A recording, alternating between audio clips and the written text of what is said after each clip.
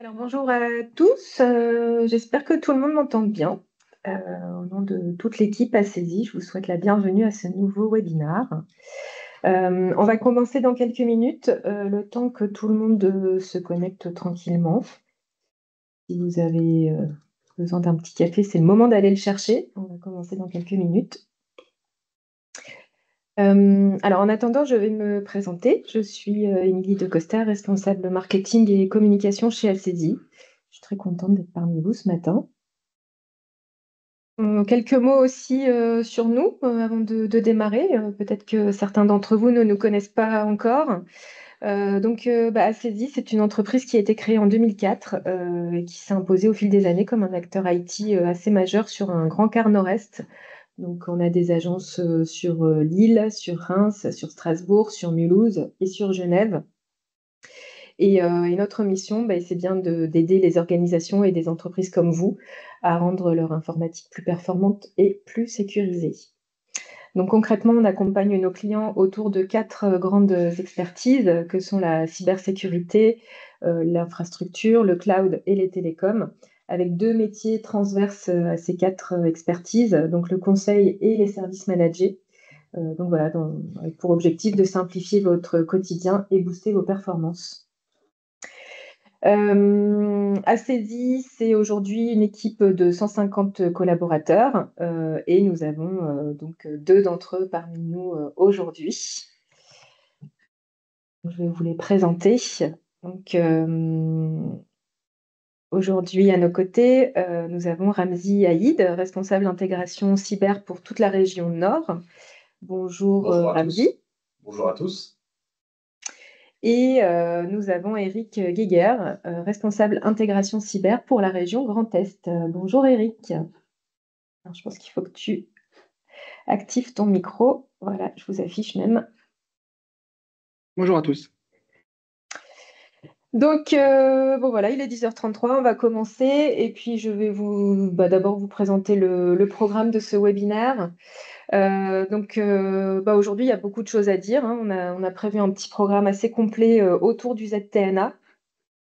On va d'abord vous présenter quelques cas d'usage concrets pour que vous puissiez vous projeter et voir dans quelle situation utiliser le ZTNA.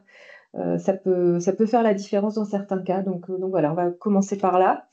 On reviendra ensuite sur les fondamentaux, les grands principes du ZTNA et surtout ce qu'il distingue du VPN classique. On a prévu un petit comparatif à vous présenter. On fera aussi un focus sur Fortinet pour vous expliquer pourquoi on a choisi cet éditeur. On vous expliquera comment le Zero Trust s'articule chez eux. Et puis, on terminera par la façon dont ACESI aborde un projet ZTNA. On va vous expliquer étape par étape comment ça s'articule chez nous et quel accompagnement on vous propose autour de tout ça. Et puis, bien entendu, je vous rappelle, si vous avez des questions au cours de ce webinaire, n'hésitez pas à les poser. On y répondra.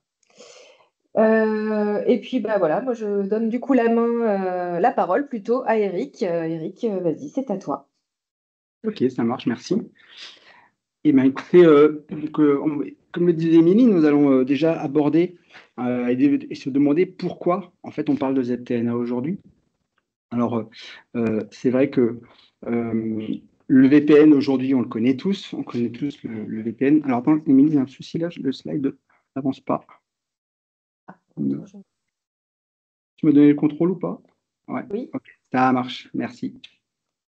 Donc, du coup, c'est vrai qu'aujourd'hui, on aborde le sujet ZTNA en disant que globalement, on souhaite que le VPN se termine. Alors, pourquoi? Pourquoi? Parce qu'aujourd'hui, la donne elle a changé. La donne elle a changé en matière de gestion des nomades, surtout qu'il est clair que la pandémie de 2020 a mis un petit coup d'accélérateur là-dessus.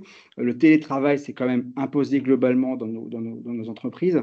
Et il est vrai que globalement, les nomades, on n'arrive pas forcément à savoir ce qui se passe chez eux. On a envie de contrôle, on a envie de traçabilité. Donc, globalement, on va parler de zéro trust. Là, j'avance. Voilà. Donc, l'application du zéro trust s'impose aujourd'hui. Il s'impose surtout avec des recommandations des recommandations, ce n'est pas nous qui les avons inventées, hein, c'est l'ANSSI qui recommande tout simplement la politique du moindre privilège. Globalement, on ne fait confiance à personne. On a besoin de savoir qui se connecte, ça c'est paraît évident, mais surtout depuis quel équipement et si cet équipement il est bien conforme. Est-ce que c'est bien un équipement que moi j'ai mis à disposition du collaborateur? Est-ce qu'il ne se connecte pas voilà, depuis un VPN justement sur un PC maison qu'il a récupéré quelque part, on ne sait où. Donc là, on a besoin de traçabilité, de ne faire confiance à personne et quelque part de nous fixer les critères de conformité que chacun aura décidé au sein de l'entreprise.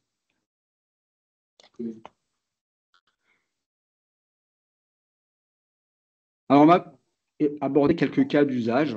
Alors, les cas d'usage, je l'ai cité précédemment. Le premier, hein, c'est évidemment de sécuriser le télétravail. On va vouloir, comme je l'ai dit avant, connaître qui se connecte, ça c'est pas évident, mais surtout éviter d'avoir des collaborateurs qui se connectent à un réseau avec quelque part une permission infinie sur le réseau. On ne sait pas vraiment, quand la personne est connectée en VPN, alors c'est bien, elle a accès à ses ressources, mais peut-être qu'elle a besoin d'accéder peut-être à une ou deux ressources, un service de fichiers, peut-être un service métier, un HTTPS. Souvent, ça s'arrête là. Ça va dépendre en fin de compte des profils quelque part qu'on va pouvoir définir quelques profils de connexion. On en parlera après dans l'accompagnement, on en parlera après de comment mener un projet ZTNA, ça c'est plutôt Ramzi qui va en parler, mais globalement là, nous, ce qu'on veut, c'est pourquoi on met du ZTNA, c'est aussi pour pouvoir réagir rapidement. C'est pour pouvoir se dire que moi, je ne fais pas forcément confiance à l'utilisateur qui est connecté ni à la machine et je veux constamment, en fin de compte, avoir l'état de l'équipement pour avoir la visibilité, j'en ai parlé, et le contrôle depuis l'extérieur.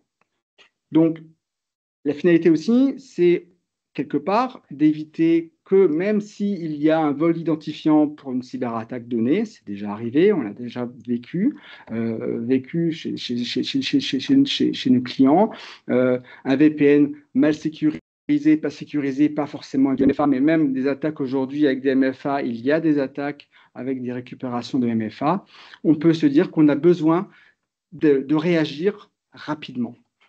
Ce qui m'amène en fait au second cas d'usage qui est en fin de compte plutôt, c'est pas vraiment un cas d'usage, c'est en fait une amélioration qu'on peut avoir par rapport à un VPN classique, c'est d'avoir justement ce que je disais, un compte compromis quelque part. Il se connecte en VPN, un compte compromis peut être libre sur le réseau.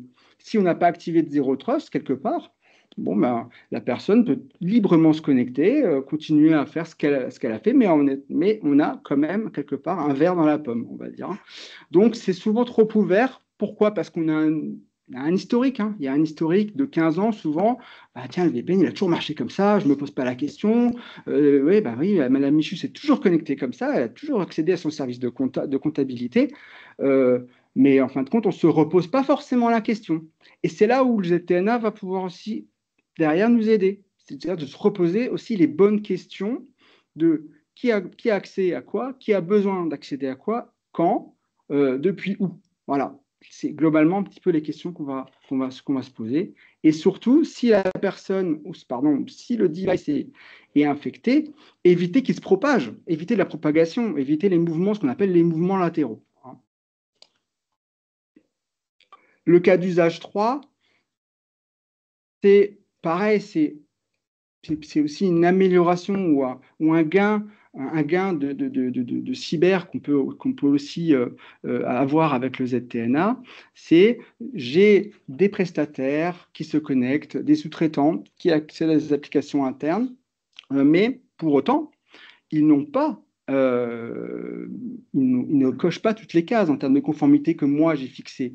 Moi, je veux qu'il ait un FortiClient, qu'il ait un client, qu'il y ait une posture de sécurité qui s'opère, parce que je ne veux pas qu'il se connecte avec un Windows 7. Moi, j'exige que ce soit un OS récent. Je veux qu'il ait antivirus, anti-malware à jour. Enfin, voilà, c'est moi qui vais poser mes critères et non pas l'inverse. Donc, ça veut dire qu'on rentre vraiment dans une démarche de politique de sécurité globale de l'entreprise.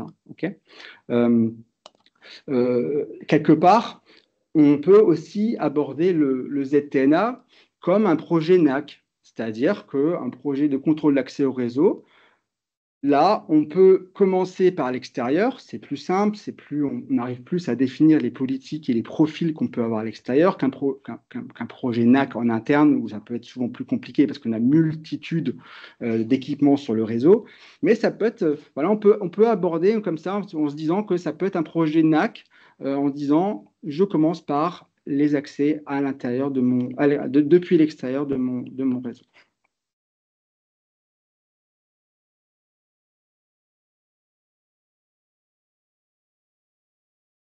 Merci Eric pour cette introduction.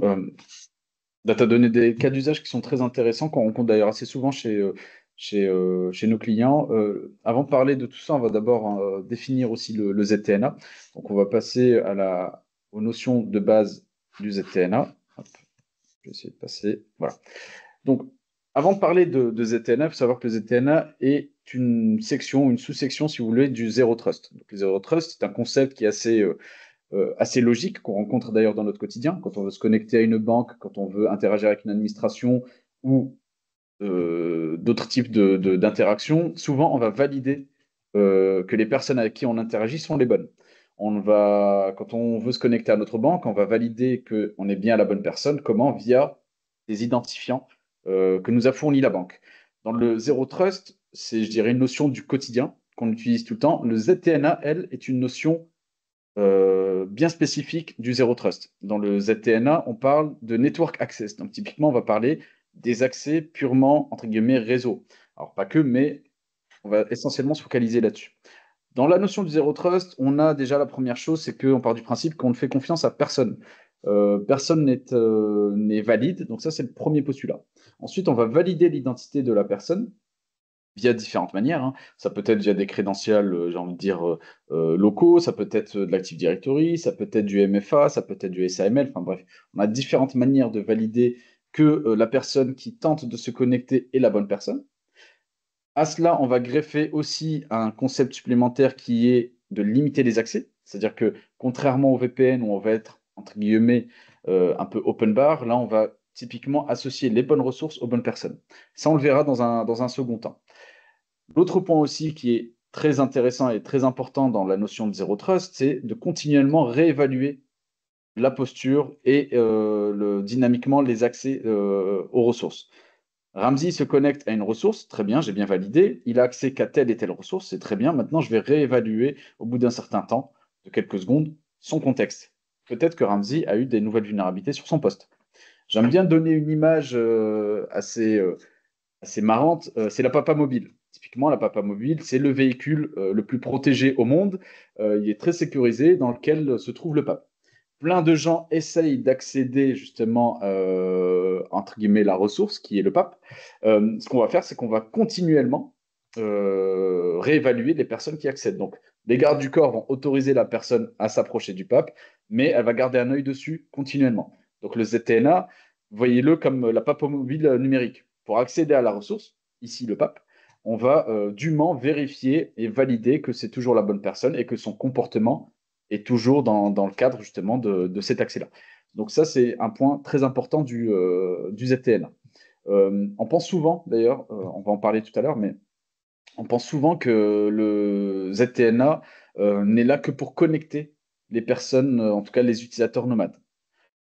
C'est un postulat qui est vrai. Par contre, on va bien voir que ça va au-delà de la connectivité distante. Ça va aussi changer un petit peu les usages de l'entreprise.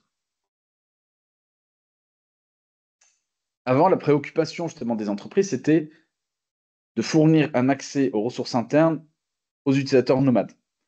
Le ZTNA, lui, vient avec un concept supérieur qui est de ne jamais faire confiance, comme on le disait précédemment, et de continuellement réévaluer.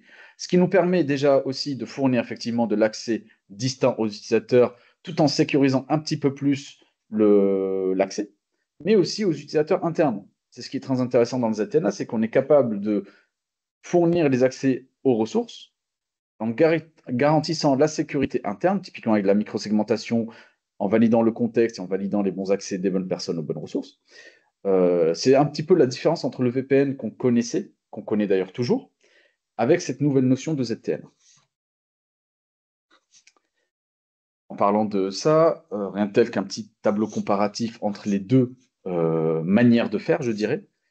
Dans un premier cas, le VPN, lui, c'est de pouvoir fournir l'accès distant des utilisateurs nomades via un tunnel VPN à des ressources internes.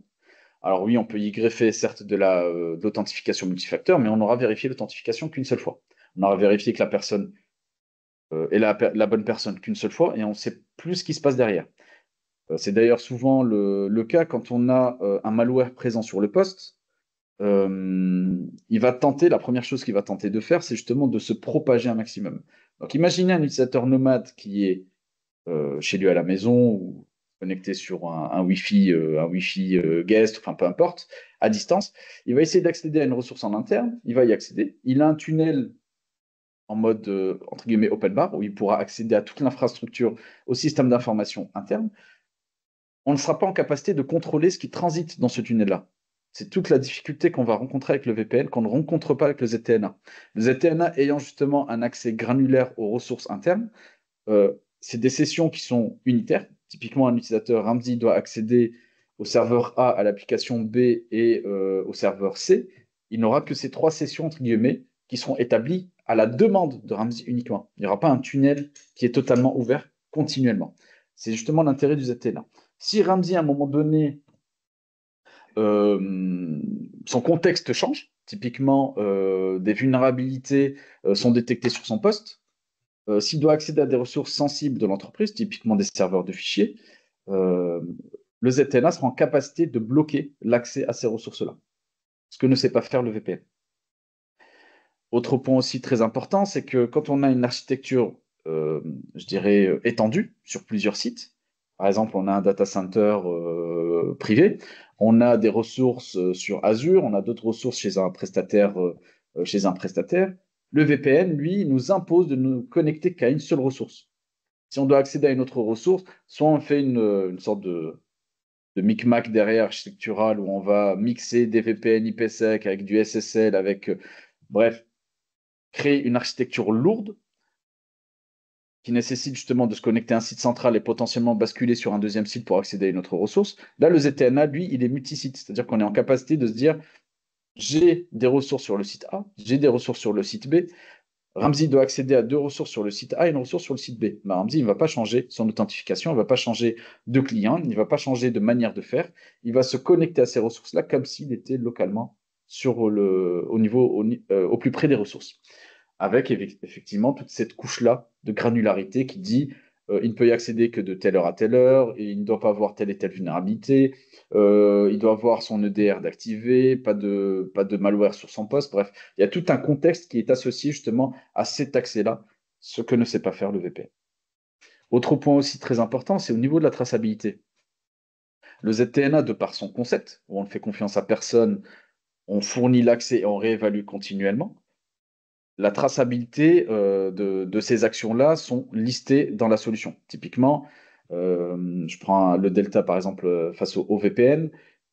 Quand je suis connecté en VPN, on va voir effectivement Ramsey accède à telle ressource. Par contre, il ne va pas dire Ramsey accède à telle ressource et a essayé d'accéder à telle autre ressource. Ça, il ne va pas forcément le loguer, il ne va pas forcément le tracer. Ce que fait justement le ZTN. Autre point très intéressant, comme je le disais précédemment, c'est toute la notion de connectivité, de fourniture de la connexion aux différentes ressources. D'un côté, on a un tunnel VPN, entre guillemets, un peu open bar, où tous les paquets, tout ce qui va de la carte réseau du poste vers le système d'information n'est pas réellement filtré. Alors, on saura qui accède à quoi, mais on ne saura pas comment il y accède. Est-ce que c'est un malware? Est-ce que c'est volontaire ou pas? Tandis que le ZTNA, lui, comme je le disais, c'est des instances qui sont montées individuellement entre l'utilisateur et la ressource avec cette couche supplémentaire d'évaluation, de réévaluation continue.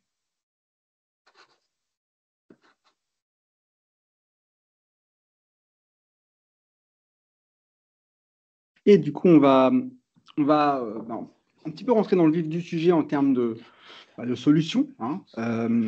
C'est vrai que aujourd'hui, au sein du catalogue ACESI et des marques en termes de cybersécurité, on a un florilège de marques hein, en termes de firewalling ou autre. Mais c'est vrai que le Zero Trust a été abordé depuis assez longtemps par Fortinet et fait partie intégrante de ce qu'on appelle chez Forti ce qu'on appelle la Forti Fabric. Globalement, on ne va pas représenter Fortinet. Je pense que la plupart d'entre vous connaissent, cet acteur.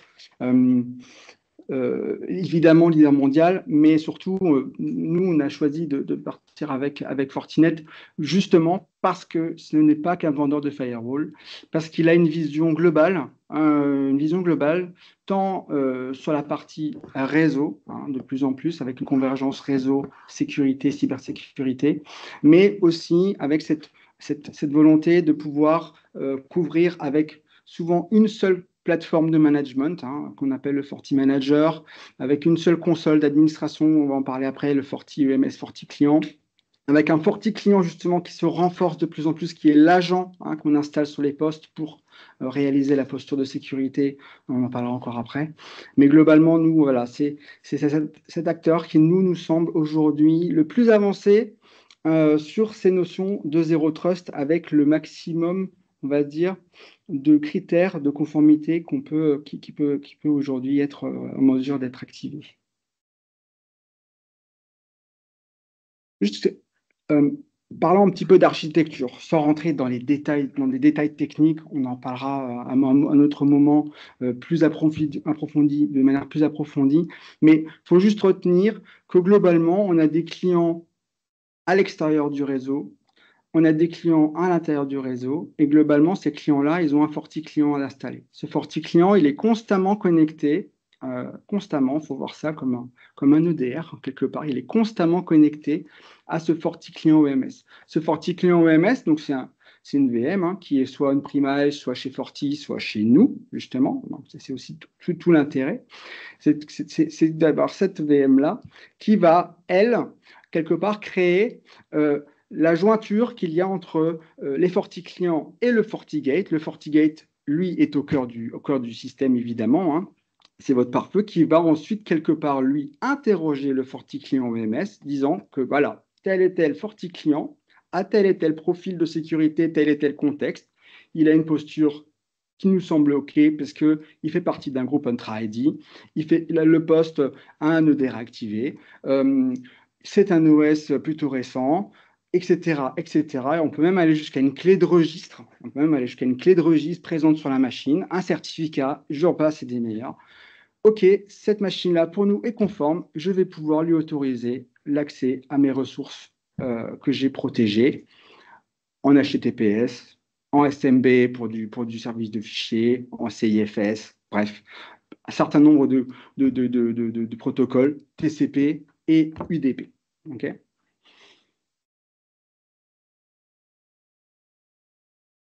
Le FortiClient OMS, du coup, vous aurez compris que c'est quelque part le produit effectivement à acquérir, soit en mode acquisition, soit comme je le disais, et ça on en parlera après, au sein de notre offre Cloud Firewall, qui du coup présente ce produit-là et qui est intégré chez nous déjà nativement, donc vous n'avez rien à installer quelque part, mais nécessairement il a besoin de licences. Ces licences-là, en fin de compte, servent à déployer le FortiClient hein, sur l'ensemble des postes et des équipements qu'on va vouloir protéger avec le parti FortiClient EMS. Donc, on inclut dedans, évidemment, la console d'administration. C'est une console d'administration à part parce qu'elle est dédiée au déploiement et à la gestion des FortiClients. Hein, qu'on déploie ça après, derrière, avec Intune ou avec un autre outil. Globalement, on va avoir une vision complète de tout l'ensemble des FortiClients. Ensuite, derrière, l'intérêt de cela, c'est que les FortiClients, on va pouvoir leur mettre en œuvre, en fait, compte qu'on appelle des tags. Ces tags-là, il faut imaginer que c'est quelque part la posture de sécurité que nous, on va que vous ou que nous allons définir ensemble pour dire, voilà, moi, cette machine-là, déjà, l'utilisateur qui s'y connecte, il est conforme à l'Active Directory / Entra ID, il a le DR à jour, les clés de registre dont je parlais, et c'est avec cette notion de tag-là, en fin de compte, ce contexte, ce profil-là, que le FortiGate va, lui, interroger le FortiClient, dire, écoute, moi, j'ai un tag qui se présente là, il veut accéder en HTTPS à mon service métier, là, est-ce que c'est OK? Et du coup, le FortiGate va dire, OK, c'est bon, moi, ce FortiClient, il a le bon tag, tout est OK, le FortiClient OMS m'a dit, tag respecté, c'est bon, tu peux y aller. Donc, voilà, donc, c'est pas une grande, en termes de configuration, c'est pas de la folie, on a vraiment quelque chose d'assez granulaire. C'est ça qui est très, très, très intéressant. On parle aussi de licence web et de vidéoprotection. Concrètement, on va pouvoir contrôler ce que fait un utilisateur, un nomade, sur le web, aussi de manière centralisée. C'est aussi un intérêt. On va aussi pouvoir avoir, et c'est un des points pour nous qui est assez intéressant, c'est la gestion de la vulnérabilité du poste, avec une notion d'auto-patching, si on le souhaite, si une machine présente une vulnérabilité. Ça veut dire quoi? Ça veut dire que, comme le disait Ramzi Mondele, c'est constamment, en fin de compte, le FortiClient est connecté à l'EMS. Si à un moment donné, il y a une vulnérabilité qui arrive sur la machine, immédiatement, si nous, on a défini que dans le tag, la machine ne doit pas être vulnérable à un critère haut, par exemple, de manière critique, hein, une vulnérabilité critique, immédiatement, à l'instant T, la ressource sera coupée. Donc c'est ça, en fin de compte, hein, c'est ça, ce côté immédiat, proactivité quelque part de la réponse à l'instant T, chose qui est totalement impossible en VPN aujourd'hui.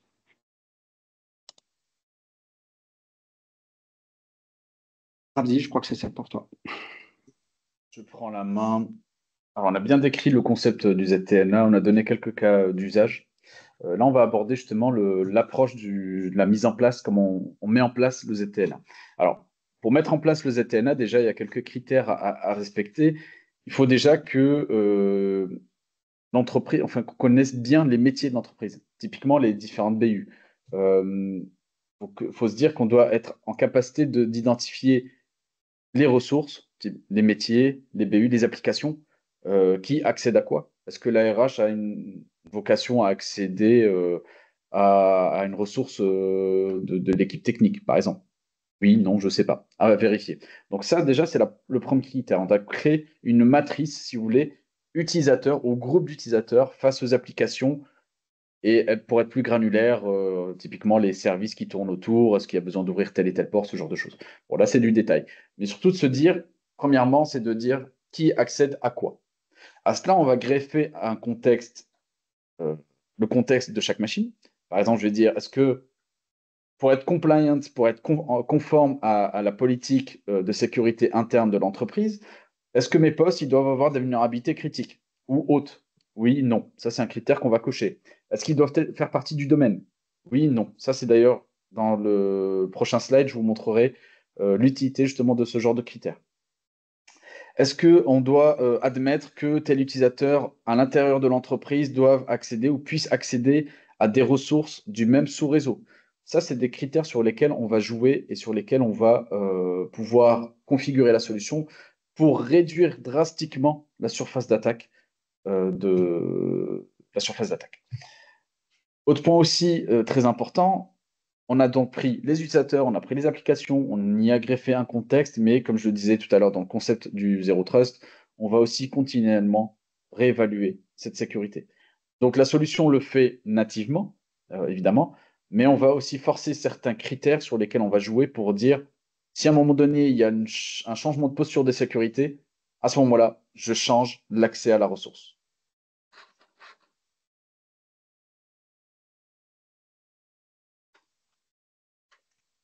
Ensuite, quelles sont les différentes phases de mise en place d'un projet ZTNA? Déjà, la première phase, c'est le recueil des besoins. C'est ce que je disais précédemment. On va identifier les applications, on va identifier les profils. Quand je parle de profils, je parle d'utilisateurs, de BU, de groupes d'utilisateurs. On va identifier les contextes. Est-ce que un utilisateur, comme je disais, on va jouer sur la conformité des postes, la conformité aussi du système d'information. Et à partir de là, on va identifier les différents besoins particuliers. Par exemple, les VIP doivent accéder à telle ressource en nomade et en interne. Par contre, en interne, ils ne doivent pas y accéder, je dis une bêtise, mais s'ils sont dans le même sous-réseau. Donc là, c'est des critères, des besoins particuliers sur lesquels on va jouer. Donc ça, c'est de la configuration très claire. À partir de là, on va passer à la deuxième phase, qui est toute la phase de monitoring de la solution. Là, on va déjà mettre en place la solution. On va configurer le FortiClient EMS, on va configurer le firewall, on va configurer les règles d'accès, on va configurer tous les petits cas d'usage et les besoins particuliers qu'on aura cités précédemment, identifiés précédemment, pardon. Et ensuite, on va déployer ça sur une population pilote, sur un certain nombre, un échantillon d'utilisateurs. L'idéal, c'est que cet échantillon-là soit représentatif de la société. Je vais prendre une personne du service RH, je vais prendre deux, trois personnes techniques, une personne de la DSI, je vais prendre un VIP, par exemple. Et à partir de là, on va déployer les agents sur les postes, on va appliquer les politiques de sécurité qu'on aura définies précédemment, et on va monitorer ça. On va laisser tourner quelques temps et on va vérifier les accès. Est-ce que telle personne a pu travailler correctement? Elle n'a pas eu de blocage particulier. Parce que ça, c'est aussi, entre guillemets, le risque. Si on ne conçoit pas bien, si on fait abstraction de la première phase, typiquement le recueil des besoins, on risque justement d'avoir un sentiment d'inachevé. C'est-à-dire que les utilisateurs, ils vont continuellement dire, ah ben tiens, là, j'ai plus accès à telle ressource, c'est pénible. Et on sait très bien que les utilisateurs finaux, ils cherchent pas à savoir comment ça fonctionne. Ils veulent que ça fonctionne. Donc là, c'est tout le but justement de cette phase de monitoring et d'audit, où là, on va être à l'écoute des utilisateurs, on va réévaluer la manière de fonctionner de ces utilisateurs-là et de leur manière d'accéder aux différentes ressources. Et à partir de là, on va donner entre guillemets, les bons coups de tournevis pour customiser la solution et permettre justement d'y accéder. Une fois qu'on aura tout validé sur la population test, on va déployer le reste des agents on va déployer les agents pardon, sur le reste des utilisateurs. Alors ce déploiement-là, il peut être fait de différentes manières. Soit on prend le package, on le déploie à la main sur chaque poste. Bon, ça peut prendre du temps. Si on a des GPO, on peut le pousser via des GPO. Si on a un MDM, typiquement Intune par exemple, on peut le pousser via Intune. Donc il y a différentes manières de le faire. C'est la dernière phase. Évidemment, la dernière phase de déploiement ne veut pas dire que le projet s'arrête là, qu'on va le valider, qu'on va le reciter. Non, on reste malgré tout à l'écoute au cas où il y aurait des dysfonctionnements pour telle et telle ressource. On n'est pas à l'abri d'avoir oublié qu'il y a un poste encore en Windows 7, alors que nos critères, c'était que Windows 11. Donc l'idée, c'est de dire, ah ben tiens, on a un poste qu'on ne peut pas pour l'instant upgrader. Bon, on va faire une exception pour ce poste-là. Donc ça, c'est toutes les phases de déploiement d'un projet ZTL. Je voulais citer un cas client qu'on a rencontré, hein, c'est un de nos clients qui nous disait typiquement, j'ai 150 users, j'ai globalement 75 utilisateurs. Euh, tu peux avancer, s'il te plaît, j'arrive pas à le passer. Ouais. J'ai 75 utilisateurs nomades au global. J'ai du VPN, par contre, j'ai remarqué qu'il y avait typiquement, il y avait des utilisateurs qui se connectaient et qui crawlaient, pardon, mes serveurs de fichiers. J'aimerais contrôler un peu mieux ça. Avec le VPN, je n'arrive pas à le faire. Donc le contexte, c'était, j'aimerais une solution qui me permette de connecter mes utilisateurs nomades, idéalement de mieux filtrer mes utilisateurs internes lorsqu'ils accèdent aux ressources, mais ce n'était pas le but principal. J'aimerais aussi justement qu'ils n'aient accès qu'aux ressources auxquelles on leur a donné accès, pas plus. Donc là, on s'est dit pourquoi pas aller sur du ZTN. Ils avaient aussi un besoin important de sécurisation web. Typiquement, quand ils étaient au sein de l'entreprise, les firewalls filtraient leur accès web aux différentes ressources. Donc, ils avaient la blacklist, la whitelist, le filtrage web qu'on connaît. Par contre, quand ils étaient en nomade, ils pouvaient se connecter sur n'importe quel site sans aucun blocage, même quand ils étaient en VPN. Donc, on aurait pu typiquement un peu tricher en faisant du full tunneling du VPN, mais ça nécessitait quand même de la consommation au niveau du firewall. Donc, on s'était dit, on va positionner du ZTNA, on va drastiquement réduire les accès aux différentes ressources, on va réévaluer continuellement le contexte de chaque utilisateur, on va appliquer de la protection web, mais au-delà de ça, il y avait certains utilisateurs, d'ailleurs on l'a découvert avec avec la mise en place du ZTNA, c'est que certains utilisateurs avaient pris le client VPN et l'avaient installé sur leur poste perso. Ça veut dire qu'au sein de l'entreprise, parce que le VPN utilisateur restant justement étant une extension du système d'information, typiquement, on avait un poste non contrôlé qui accédait à des ressources internes. Potentiellement, il y avait des malwares sur ce poste-là, on n'était pas dans la capacité de le voir. Donc c'est là où le ZTNA était très intéressant, c'est que déjà, tout ce qui n'était pas au domaine, tout ce qui ne faisait pas partie du système d'information de l'entreprise ne pouvait pas se connecter. Ça, c'est le premier critère. Même s'ils prenaient le FortiClient, qu'ils le déployaient sur leur agent, ce qui n'était pas aisé comme solution, ils n'étaient pas en capacité d'y accéder. Autre point aussi très intéressant, c'est qu'on a pu déployer l'agent via Intune, c'est-à-dire qu'on a packagé la solution avec le bon, entre guillemets, bon code d'invitation. On était en capacité de déployer l'agent via Intune sur les différents postes de l'entreprise. Et derrière, on était aussi en capacité de mettre à jour toute la solution à distance. C'est-à-dire que s'il y avait une nouvelle version du FortiClient qui ouvrait de nouvelles capacités, on était en capacité de le débloquer très facilement à distance, sans gros impact et sans repasser sur tous les postes de travail. Le constat, c'est que on a intégré très simplement la solution. La migration s'est déroulée sans impact. Ça nous a permis de détecter, comme je le disais, des tentatives d'accès depuis des ressources non autorisées, donc des postes de travail personnels des utilisateurs. Et on a remarqué aussi que sur certains postes, il y avait des file crawlers. Donc typiquement, il y avait des outils, hein, typiquement comme Everything, qui permettaient d'aller crawler les serveurs de fichiers ou les SharePoint et autres. Donc la solution nous a permis de détecter ça dans les logs. On était en capacité de le vérifier parce que ce n'était pas un comportement légal de l'utilisateur.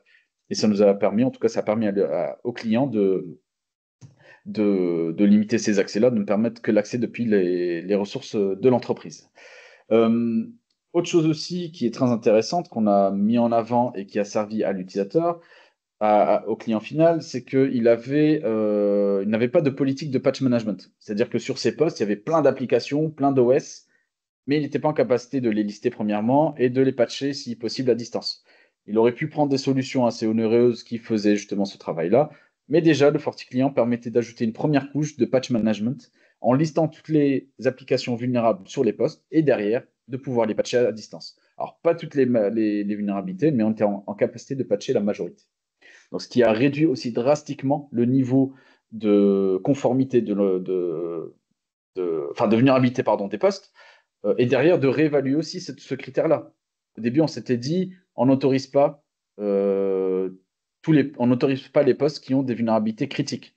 Ben là, on est descendu d'un cran. On s'est dit, on n'autorise pas les postes qui ont une vulnérabilité haute sur les postes de travail. Donc, ce qui nous a permis justement de renforcer cette sécurité-là.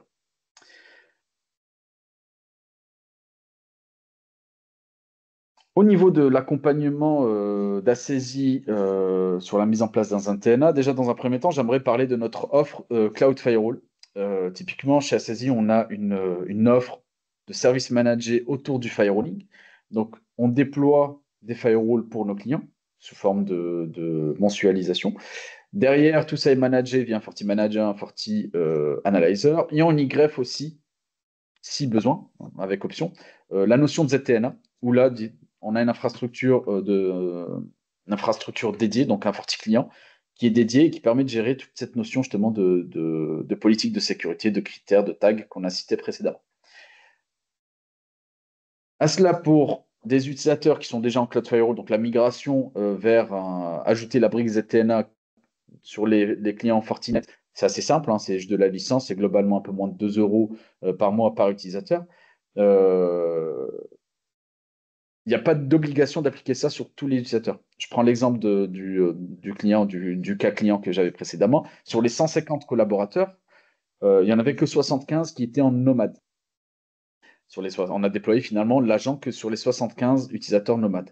Si ça évolue, on est en capacité effectivement d'augmenter ou de réduire le nombre d'utilisateurs qui doivent se connecter via le ZTNA. À savoir que pour les utilisateurs, en tout cas pour vous, chers clients qui vous connectez au webinaire, si vous avez le besoin de poker la solution de ZTNA Fortinet, sachez qu'on offre un mois de POC gratuit. Donc, on va le faire sur 5 et 10 utilisateurs au choix. On déploie la solution. Si vous avez des Fortinet, on déploie la solution. On configure tout ça sur l'échantillon, comme on le disait précédemment. Ce qui est intéressant aussi, c'est qu'on est capable de faire du POC to prod. Si à un moment donné, la solution vous convient, on sera en capacité de dire, ben voilà, on va reconfigurer la solution pour la mettre en production sur le reste des utilisateurs concernés.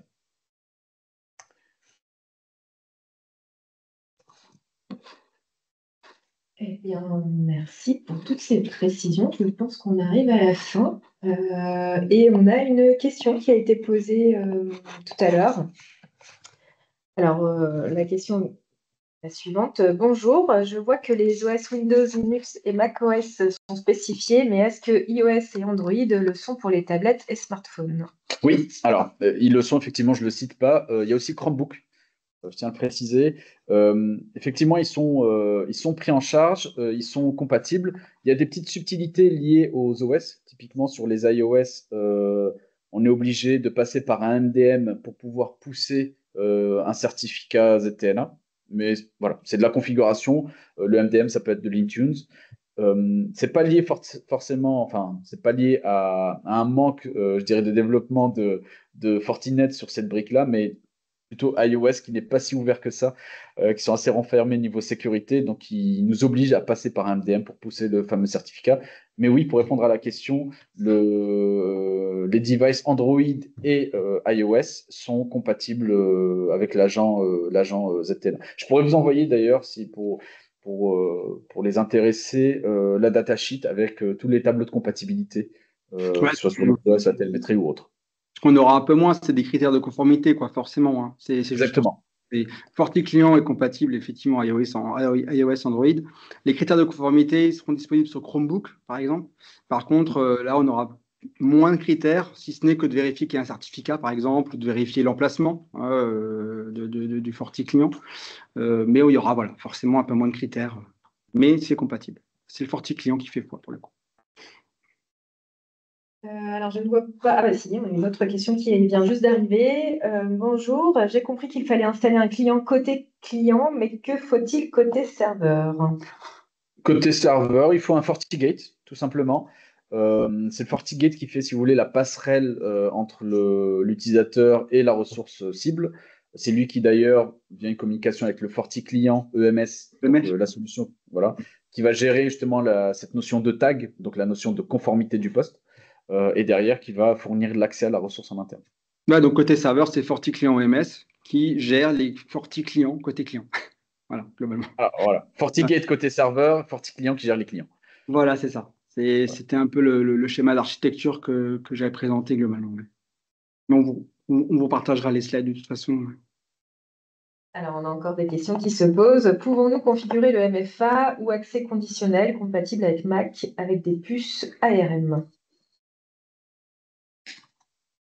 Alors, oui, pour le MFA, oui, très clairement, la solution est compatible Il y a du SAML SAML. intégré. Hein. Il y a du SAML intégré, donc après, on peut se lier à tout IDP, on va dire, qui est SAML compatible. Hein. Donc, pas seulement entre ID.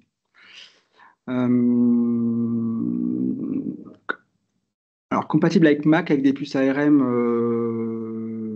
bonne question. J'ai envie de dire oui, parce que le FortiClient est compatible avec les Mac, à vérifier sur la puce ARM.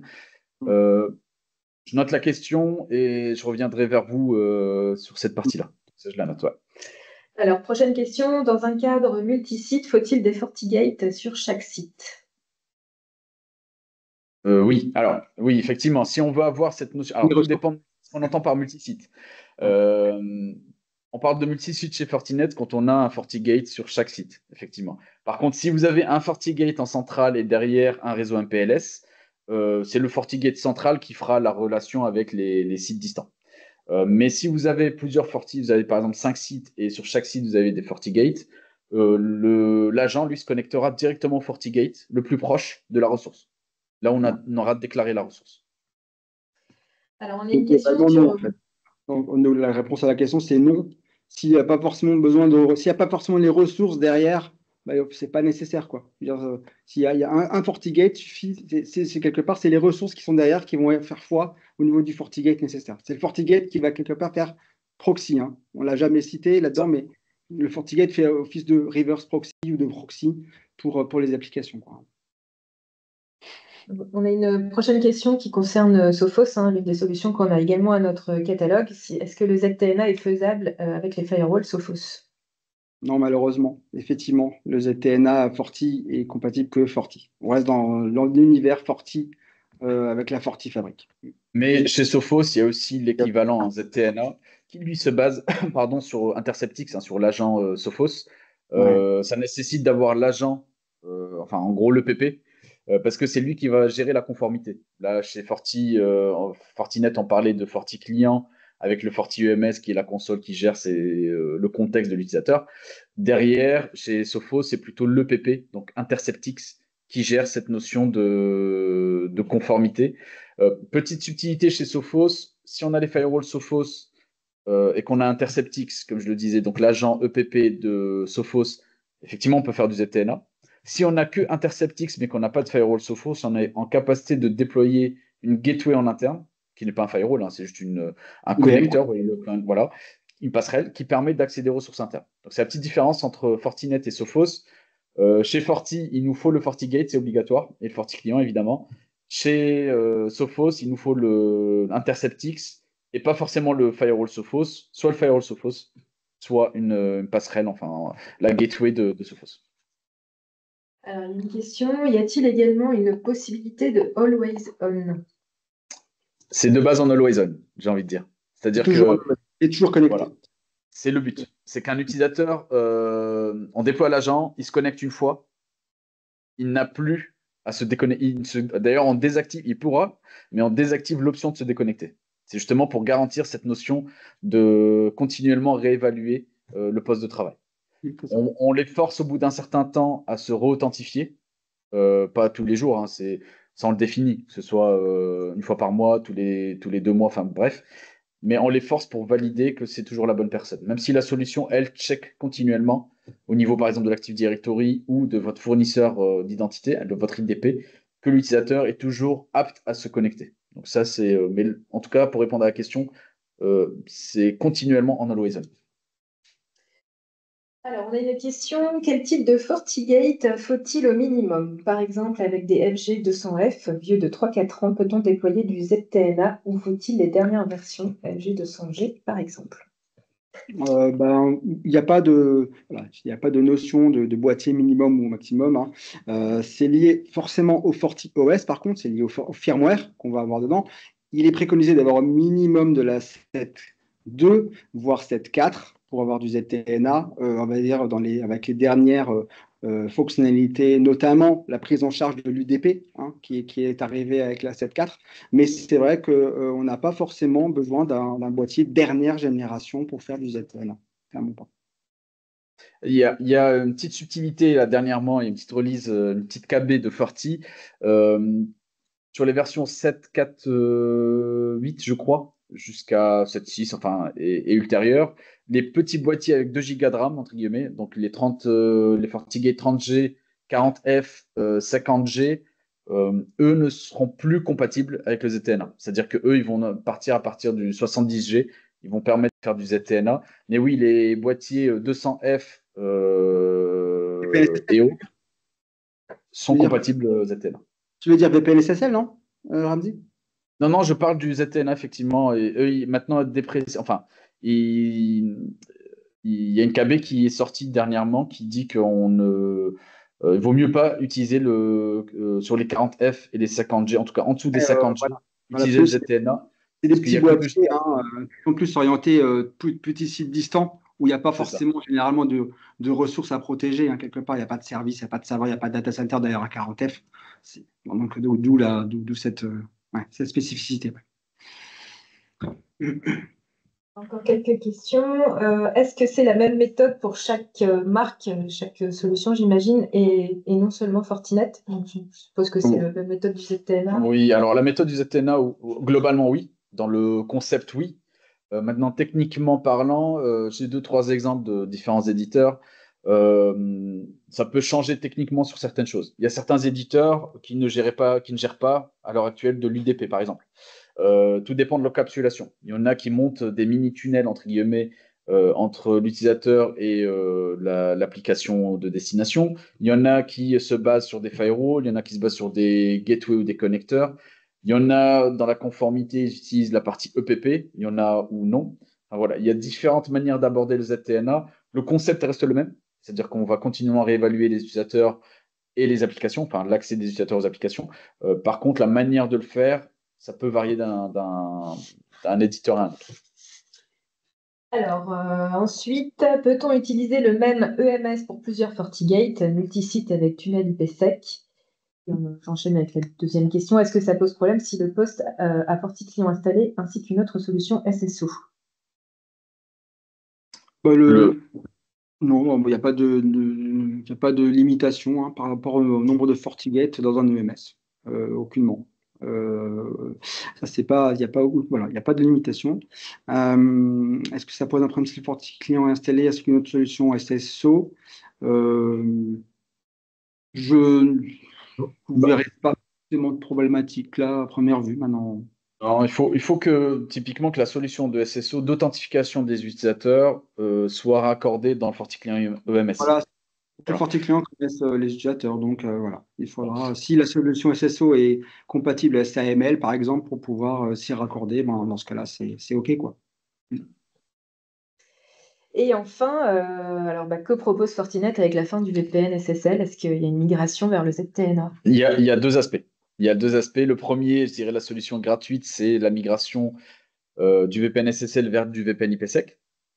Donc là, c'est embarqué directement dans les boîtiers, c'est natif, sachant qu'en version 7.6, on est capable de changer le port, c'est-à-dire que le FortiClient sera en capacité, s'il n'arrive pas à établir une connexion sur les ports 500 et 4500, donc les ports IKE, donc de l'IPsec, il va rebasculer sur un port qu'on aura précisé.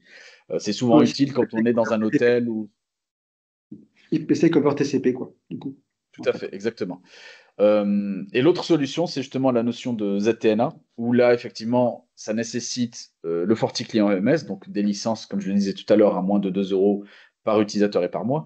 Par contre, ça ajoute une couche de sécurité supplémentaire, hein. Comme on le disait durant la présentation, ça va réduire drastiquement la surface d'attaque parce qu'en fait, on n'utilise plus cette notion de tunnel dans lequel transitent tous les paquets. Mais là, à contrario, on a des sessions qui sont montées uniquement à la demande entre le FortiClient et et la ressource cible. D'ailleurs, si vous êtes déjà passé en 7.4 sur vos FortiOS, si vous en avez, vous voyez, il y a un bandeau rouge au niveau du VPN SSL qui dit, bon, bah, globalement, pour la suite, soit passer, comme l'a dit Ramzi, à IPsec, soit adopter la politique du moindre privilège avec ZTNA. Voilà, c'est vraiment un peu les deux chemins, comme dit. C'est ça. Bon, nous n'avons pas d'autres questions, donc je pense qu'on va pouvoir s'arrêter là, hein, même si je pense que vous pourriez en parler encore longtemps. Bien sûr. En tout cas, merci à tous pour votre participation. Je rappelle que le webinaire est enregistré, donc dès demain, vous pouvez faire la demande du replay, alors soit à votre chargé d'affaires, soit en nous envoyant un petit mail à marketing@ace-si.com. Et puis, on vous dit à la prochaine pour nos prochains événements.